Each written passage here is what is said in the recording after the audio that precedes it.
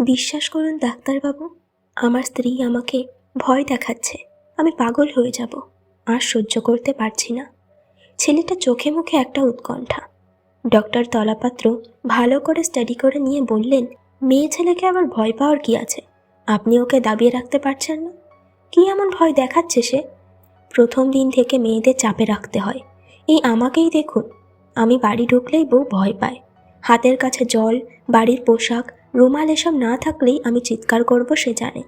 আমার পছন্দ মতো রান্না করা, ঘরদোর গুছিয়ে রাখা আর বাচ্চা মানুষ করা, এটুকুই তো কাজ। আগন্তুক বলে, চাপেই তো রাখতাম ডাক্তারবাবু। গত 10 বছর ধরে সকাল বিকেল নিয়ম করে বেল্ট দিয়ে থাক সে কথা। কতদিন না খেতে দিয়ে বাথরুমে বন্ধ করে রেখেছি, কিন্তু পরশু দরজার কাঠের ডাসাটা একটু বেশিই জোরে লেগেছিল মাথায়। শালি মরল না জানেন, রক্তে ভেসে যাচ্ছে মাথা। ওভাবেই হাসতে শুরু করলো।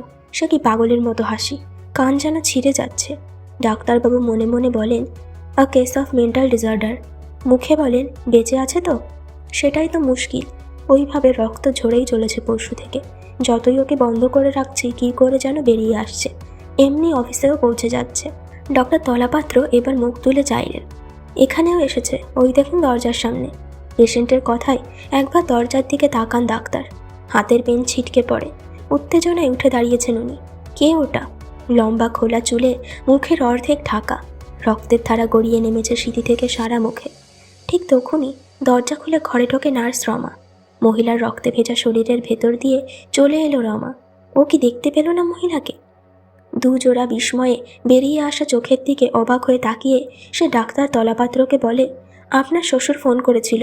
আপনার স্ত্রী নাকি 2 দিন ধরে ফোন তুলছে না, একবার ফোন করতে বলেছে। রমা আবার ওই শরীরটার ভেতর দিয়েই ফিরে গেল। হাসির শব্দটা এবার কানে আসছে।